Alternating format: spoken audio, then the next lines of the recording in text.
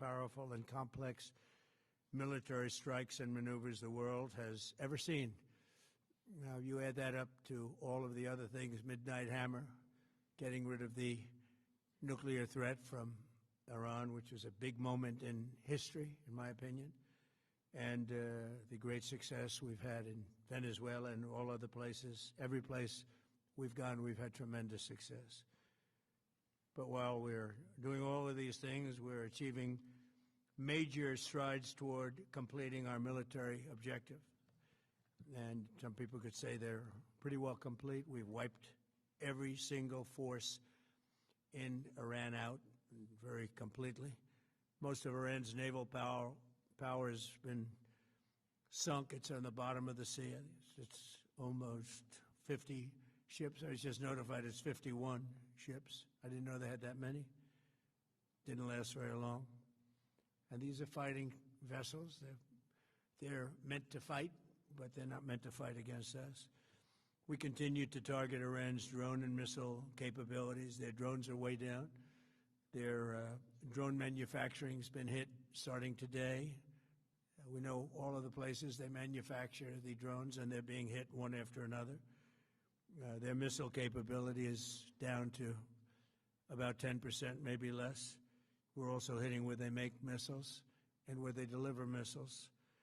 We've struck over 5,000 targets to date, some of them very major targets, and we've left some of the most important targets for later in case we need to do it.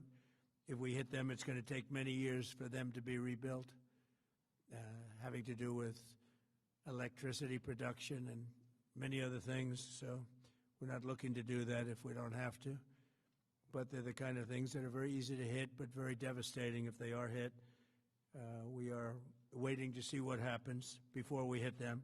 We could take them all out in one day, but it's all resulting in a 90% decline in various things, but in particular, Iranian missile launchers and 83% drop in drone launchers. As you know, the drone launchers are pretty well shot, but we're at over 90% decline in the Iranian missile launchers, which is very hard to reproduce and very hard to get.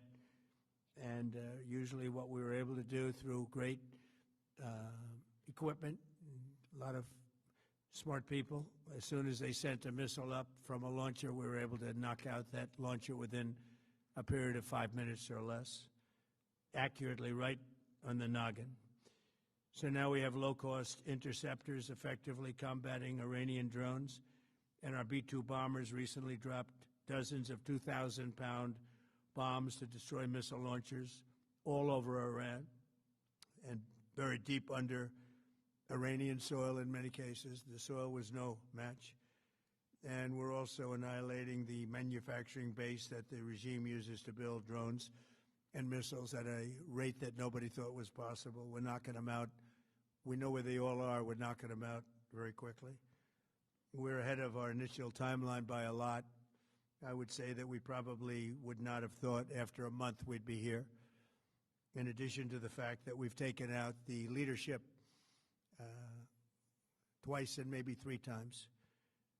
And we, as you know, we want to be involved. We don't want another president that maybe wouldn't be willing to do what I'm willing to do for the good of the world, for the good of our nation, to be stuck with a situation in 5 years or 10 years from now.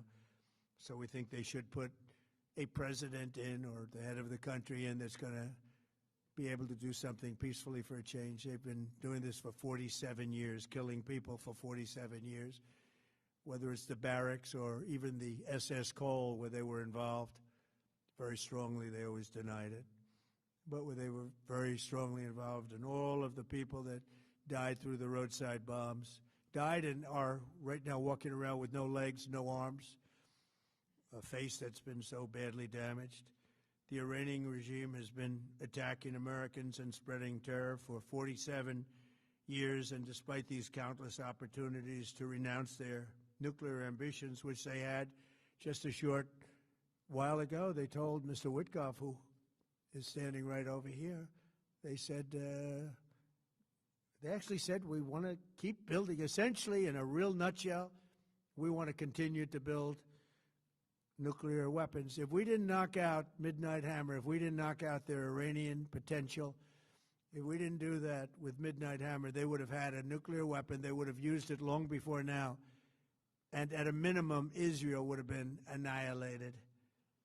I was very lucky that we had the courage to do that, that we had the talented pilots and the great equipment. The B-2 bombers are unbelievable.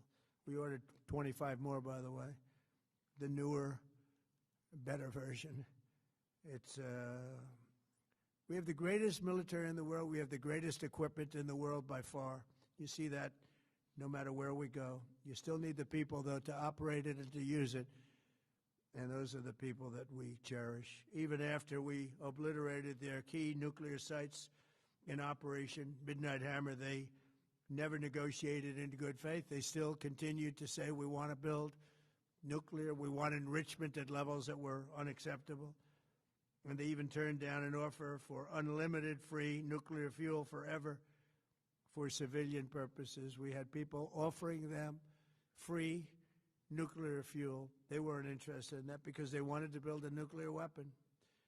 So instead, the regime was trying to reconstitute its weapons program at a different site. They couldn't go back to where they were, the 3 sites that we obliterated. But they were starting work at another site, a different site, different kind of a site. And that was protected by granite. They wanted it protected. Granite's pretty good, but they wanted it protected by a lot deeper. They wanted to go a lot deeper, and they started the process while rapidly building conventional ballistic missiles. They were going to do it all at the same time. It threatened our overseas bases and soon could have reached even our homeland. The regime's intention was to use this exponentially growing ballistic missile threat to make it virtually impossible to prevent them from obtaining a nuclear weapon. So as you probably saw, they had a tremendous number of missiles, most of which have now been used or destroyed, and very unsuccessfully used because we have been able, for the most part, to shoot them all down. What incredible technology. The Patriots have been unbelievable, and other things.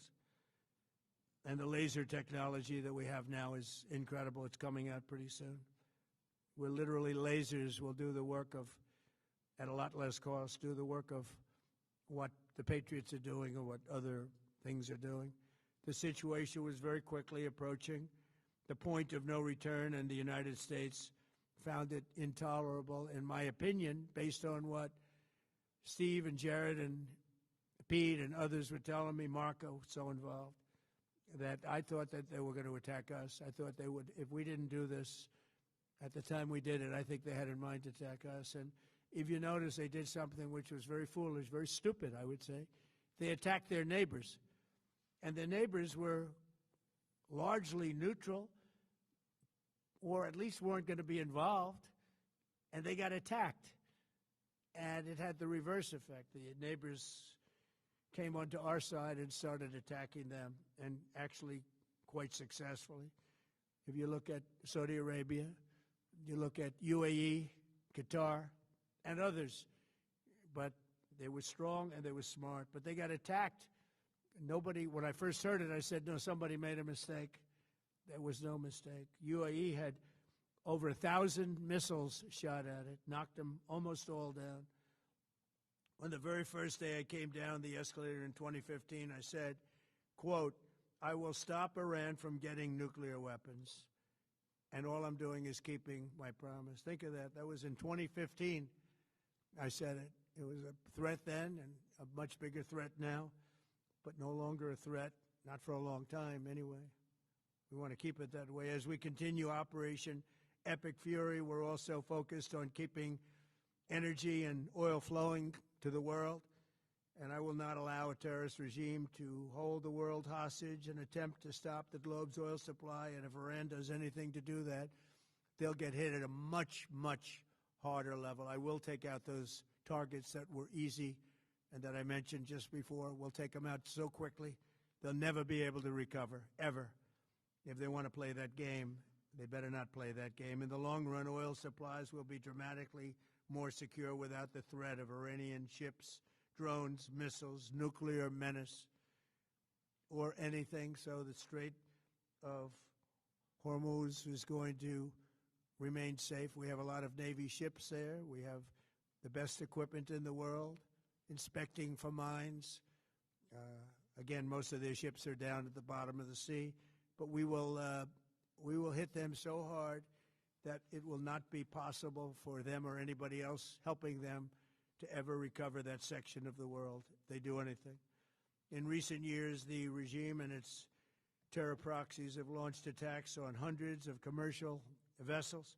We're putting an end to all of this threat once and for all, and the result will be lower oil prices, oil and gas prices for American families. We've done that. We've done it. We brought it very low. This was just an excursion into something that had to be done. We're getting very close to finishing that, too. In the meantime, during this brief disruption, the United States is offering political risk insurance to any tankers operating in the Gulf. So we're putting up risk insurance. We'll perhaps go alongside of them for protection. We don't think it'll be necessary if it is. And if they do anything, the price will be incalculable. It will be so great that they will have wished they never did it, because you have to keep the straits flowing. With all of that, it affects other countries much more than it does the United States. It doesn't really affect us. We have so much oil. We have tremendous oil and gas, much more than we need. We have Venezuela now as our new partner, great partner. They've worked out so wonderful. We're working with the administration, the president, and it's a massive source of oil, gas, everything. But we're in a very good position, but very unfair to other parts of the world, like China as an example. I mean, we're doing this for the other parts of the world, including countries like China. They get a lot of their oil through the straits. So we're doing this. We have a very good relationship with President Xi in China. I'm going there in a short period of time, and we're protecting the world from what these lunatics are trying to do, and very successfully, I might add. We're also waiving certain oil-related sanctions to reduce prices. So we have sanctions on some countries. We're going to take those sanctions off till this straightens out. Then who knows, maybe we won't have to put them on. There'll be so much peace. But when the time comes, the U.S. Navy and its partners will escort tankers through the strait if needed. I hope it's not going to be needed, but if it's needed, we'll escort them right through. And we have the greatest mine-sweeping ability. We have the greatest ships, and all of the, we know exactly where they're placed. We'll get them out of there very fast, but we hope we don't have any of that. And again, if they do that, if they play that game, we're going to hit them at a level that they have not seen before. So we're winning very decisively. We're way ahead of schedule. Our military is the greatest in the world, with the greatest equipment and the greatest people in the world. Nobody's ever seen anything like it. Iran's a very powerful country. They were going to take over the Middle East. If we did not hit them, they were going to take over the Middle East. They had thousands and thousands. Since their last hit, they had thousands and thousands of missiles and everything else. Most are now destroyed. But they were going to take over the Middle East. Those weapons were aimed at Middle Eastern countries that had nothing to do with this. They were going to take over the Middle East, and they were going to try and destroy Israel. So we stopped it with good timing, and we're very proud to be involved in this, and it's going to be ended soon. And if it starts up again, they'll be hit even harder. Thank you very much for being here. Go ahead. Any questions? Thank you so much. Go ahead. Do you approve of Iran's new supreme leader? And secondly, can you tell us more about your call with Russian President Vladimir Putin today? Yes. What did you discuss? Yes, I had a very good call with President Putin. We had a lot of people on the line from our side, from his side. We were talking about Ukraine, which is just a never-ending fight. And look, there's tremendous hatred between President Putin and President Zelensky. They can't seem to get it together. But I think it was a positive call on that subject. And we obviously talked then about the Middle East. And he wants to be helpful. I said, you could be more helpful by getting the Ukraine-Russia war over with. That would be more helpful. But we had a very good talk. and he wants to be very constructive. Yeah, please. Yeah, please. Thank you, Mr. President. On Iran, you called it an excursion. You said it would be over soon. Are you thinking this week it will be over? No, Are you talking but soon. about days? I think soon. Okay, and with respect Very to soon. Look, everything they have is gone, including their leadership. In fact, there are two levels of leadership, and even actually, as it turns out, more than that. But two levels of leadership are gone. Most people have never even heard about the leaders that they're talking about. So it's obviously been very, very powerful, very effective. to Cuba, you said that Cuba wants to make a deal. Yes. What would the United States get in return for that, and why should Americans trust Marco Rubio to negotiate it? Well, Marco Rubio is doing a great job. I think he's going to go down as the greatest Secretary of State in history. Look at what we've done as a presidency. Look at what we've done as an administration. They trust Marco, and so do the American people trust. He's been successful no matter where he's been. He also speaks the language, which is always nice and always helpful. But he's dealing, and it may be a friendly takeover. It may not be a friendly takeover. It wouldn't matter, because they're down to, as they say, fumes. They have no energy. They have no money. They're in deep trouble on a humanitarian basis. And we don't want to see that, but they were very, very bad to a lot of people, as you know, and a lot of people living the Cuban-American vote, which I got at record levels. Very important. Those people are very important to me. I know what they went through. They went through hell. Some of them have gone on to be some of the most successful people in the country. Cuban-American business people, some of them are like the most successful in the country. And a lot of them are friends of mine, because I've been fighting this battle with them for a long time. The Castro regime was brutal, but they lived off Venezuela. Now they don't live off Venezuela. Sends them no energy, no fuel, no oil, no money, no nothing. They lived without Venezuela. They couldn't have made it, and we cut them off from everything else. So, yeah, they're going to make either a deal, or we'll do it just as easy anyway. Yeah. Please, go ahead.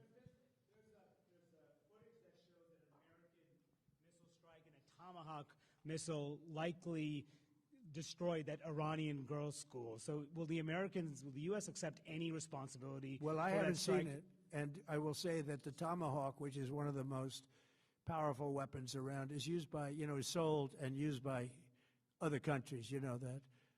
And whether it's Iran, who also has some Tomahawks, I wish they had more, but whether it's Iran or somebody else, the fact that a Tomahawk is very generic. It's sold to other countries, but that's being investigated right now. Yeah, please. Thank you. Mr. President, you've said the war is, quote, very complete, but your defense secretary says this is just the beginning. So which is it, and how long should Americans be prepared Well, I think for you could this war say to it last both. for? It's the beginning of building a new country, but they have no Navy, they have no Air Force, they have no anti-aircraft equipment. It's all been blown up. They have no radar, they have no telecommunications, and they have no leadership. It's all gone. So, you could look at that statement. We could call it a tremendous success right now as we leave here. I could call it, or we could go further, and we're going to go further. But the big risk on that war has been over for 3 days. We wiped them out in the first 2 days. When you think about it, it's incredible. We wiped out a big Navy, very powerful Navy. These were ships. These were serious ships. These were ships that you buy when you want to win battles. They're all on the bottom floor. The sailors are all running off their ships. They refuse to get on the ships. The Air Force is gone. Everything's gone. The missiles are down to a trickle. The drones are down to probably 25%, and they'll soon be down to nothing. We'll have where they manufactured the drones are under fire as we speak. They're being hit. So the rest is going to be a determination as to my attitude, along with the people in the Trump administration, what we want to do. Thank you. Yeah, please. Can I ask you, you mentioned you were going to waive certain additional oil waivers or sanctions. Can you talk a little bit more about that and address in particular? Well, we're looking to considering keep the measures oil prices down. We went artificially up because of this excursion into a very positive thing. I mean, this was an excursion that a lot of people wouldn't have done.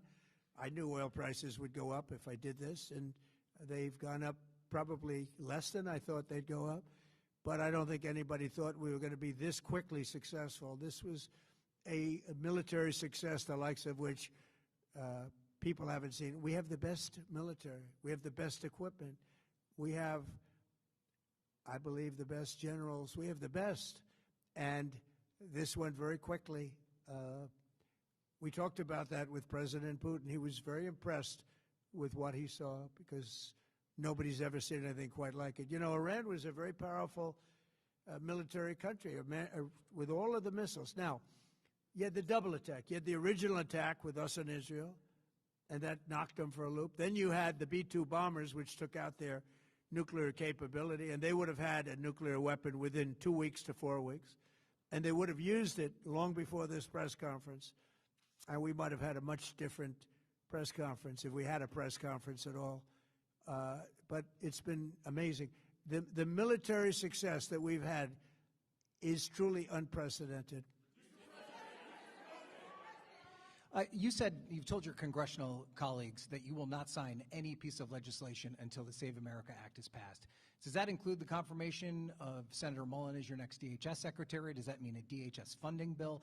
And Senator Thune said today it's not a matter of whether or not your Republican colleagues agree with the policy, it's about changing the process. In other words, getting rid of the filibuster to get there. So in order to get it, you're going to need Democrat votes, and what we're saying is the Save America, not the SAVE Act, which nobody knew what it was, the Save America Act, the Save America Act. And that's voter ID. We want voter ID. We want to be able to see a picture of the voter. We want to be able to see that the voter is legitimate.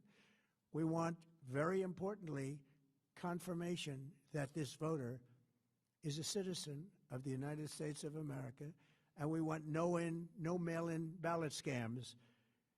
So we have exceptions for the military, for sick, for disabled, and for people that are away, business trips or whatever. Even vacations will be very liberal in that. We've added two things to it: no men in women's sports and no transgender mutilization of our children. We don't want it's mutilization of our children, and we don't want that. So we added those two things. That's the 5 points. We have 5 very good points. It polls at 86% with Democrats. Think of that. The overall vote is 86%. With Republicans, it's 98%. And the only one opposed to it is a Democrat leadership because they cheat. They want to cheat. So we added those 2 points. We're going for the gold, and we're going to have to fight like hell. Now, certain things will happen. Certain things will take place. I'm here to do a great job for the country. But we don't have a country if we're going to have elections that are so corrupt and so dishonest like we've witnessed over the last period of time. You know, as an example, virtually nobody has a system of mail-in ballots like we have. No other country in the world. France went away from it. They all went. You know why? Because it's corrupt. And Jimmy Carter, when he had a commission, frankly, I think it's probably the best thing Jimmy Carter did. He said, you can't have mail-in voting because it's inherently dishonest. And it's turned out to be totally dishonest, and we're going to fight for it. Yeah. Activated any sleeper cells inside the U.S. There's reports that they have pressed that trigger button to activate those cells, at least abroad. Well, they've been trying for a long time. We've been very much on top of it. One of the things we have to do is get the Democrats to stop the Democrat shutdown because, as you know, the apparatus that looks into that, Schumer and the Democrats have shut it down, which tells you they probably hate our country a lot. But the Democrats have to open that up. But we've got very, very good intelligence into that. We know a lot of different things that have happened that have been very bad. A lot of them came in during the Biden open border period, but we have them under, we've got them We're watching every single one of them. Yeah, we know a lot about them. The biggest problem we have is the Democrat shutdown. We know a lot about them, but the shutdown doesn't allow us to do what we have to do. Do you have to take him out? Does he have a target on his back? You mean the new supreme leader? You mean the son? How can there be an Iran with Well, another I don't want to. Ayatollah? I don't want to say that, but I was disappointed because we think it's going to lead to just more of the same problem for the country. So I was disappointed to see their choice. Thank you, sir. You've said you have someone in mind to be the new Iranian leadership, if not the Ayatollah's son. What are you looking for in that person? Are you looking at someone internal, given that you just said that their leadership has been I decimated like the and idea wiped of out? internal and eternal, come to think of it. But I like the idea of internal because it works well. I mean, I think we've proven that so far in Venezuela. We have a woman, Delcy, who has been, president of the country, very respected, she's doing a great job. And it's, no disruption. We had, as you remember, Iraq, where everybody got fired. The military got fired, the police got fired, the politicians got fired. There was nobody. And you know what they turned into? ISIS. And we don't want that. We don't want that. So I would like to see people that are inside go. Now, they talk about the son of the Shah. They talk about other people. But, hasn't been there in many, many years. We have a formula that's been very good so far, and I think it'll continue to be good. The relationship is extraordinary with Venezuela, smart country. We've taken out 100 million barrels of oil. It's right now in Houston being taken care of and made so beautiful. And you have to see this at work. They have it's brought to the refineries. It's being refined in Houston, which is made exactly for that product. And so far, but it's 100 million barrels of oil, and now they have another 100 million barrels coming. And it's like a partnership. We're getting along so well with them. It's great for Venezuela, and it's great for the United States. Yeah, please go ahead. Mr. President, you just suggested that Iran somehow got its hands on a tomahawk and bombed its own elementary school on the first day of the war. But you're the only person in your government saying this. Even your defense secretary wouldn't say that when he was asked, standing over your shoulder on your plane on Saturday. Why are you the only person saying this? Because I just don't know enough about it. I think it's something that I was told is under investigation. But tomahawks are used by others, as you know.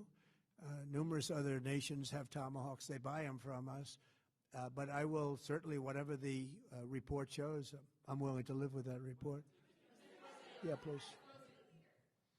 You said earlier that we've already won in many ways, but we haven't won enough. What do you consider enough? What's your baseline? Where they're not going to be starting the following day to develop a nuclear weapon.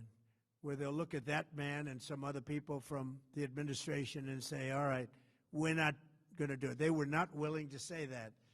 And when Steve called up and he said that to me, I said, well, here we go. Let's do it the hard way. But the hard way, I think, is probably the easy way. When basically I can see that they will no longer have any capacity whatsoever for a very long period of time of developing weaponry that could be used against the United States, Israel, or any of our allies. We have great allies in the Middle East, great countries that are allies. And they were staying out of it until they got hit. Someday they'll have to do a story. Why did he do that? Why did they do that? But they were going to hit them. If I didn't hit them first, they were going to hit our allies first. I believe, upon information and belief, but I believe that he was going to, they were going to take over the Middle East. They were looking to take over the Middle East. Now, had Operation Midnight Hammer not taken place, that was definite, because they would have had a nuclear weapon within a matter of weeks. But that took place. That was a setback. But look at the number of missiles they were able to buy and make over the last 6 months. And those missiles were aimed at various countries.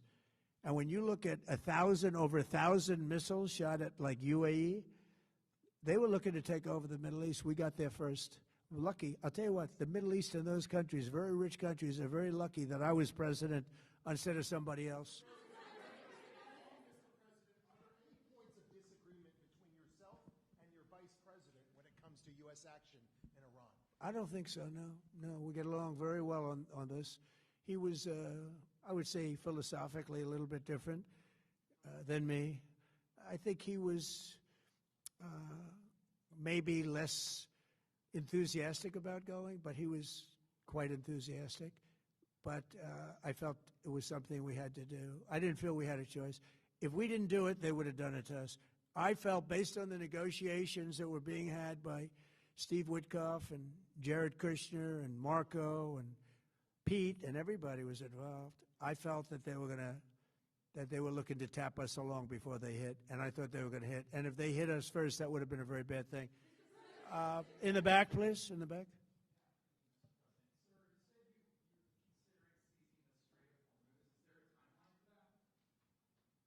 About the Strait, you mean? Yeah, well, I want to keep it open. I want to keep it good. You know, it doesn't pertain to us so much as it does to China. We're really helping China here and other countries because they get a lot of their energy from the Straits. But, hey, look, we have a good relationship with China. It's my honor to do it. Yeah. Supreme Leader, you have called him an unacceptable choice. So does he have a target on his back? And how can you say I don't want to say whether or not he does because that would be inappropriate. But, hey, look, I had a target on my back because, as you people wrote pretty well, they caught the assassin that was after me. So we just got them first. But they caught the assassin. They have him now in custody that was after me. So, you know, but people don't like to mention that. But they did catch him. And I'd like to congratulate our military, Secret Service, FBI, all of the people that worked on that. But they did. Yeah, please. Go ahead. No, go ahead, please. Thank you, Mr. President. You promised the Iranian people you would help them, but it sounds like you're willing to end this fight after your military objectives have wrapped up. Isn't that a betrayal of the people? Will I help them? I'd like to, if they can behave. But they've been very menacing. You know, they're great people. They have an amazing population. It's amazing, smart, brilliant, energetic. They have a great, I'd love to help them, but they have to be in a system that allows them to be helped. And right now they're in a system that only allows failure. And I don't want that. And I want a system that's not going to be attacking us. We want a system that can lead to many years of peace. And if we can't have that, we might as well get it over with right now. Yeah, please. Thank you, Mr. President. As of today, there have been 8 U.S. military fatalities associated with the war in Iran. How many American deaths are you willing to have in this war? Well, as I said before, when you have conflicts like this, you always have death. And I was at Dover yesterday. I met the parents, and they were unbelievable people. They were unbelievable people, but they all had one thing in common. They said to me one thing, every single one, finish the job, sir. Please finish the job. And I'll leave you at that. Thank you very much, everybody. Thank you.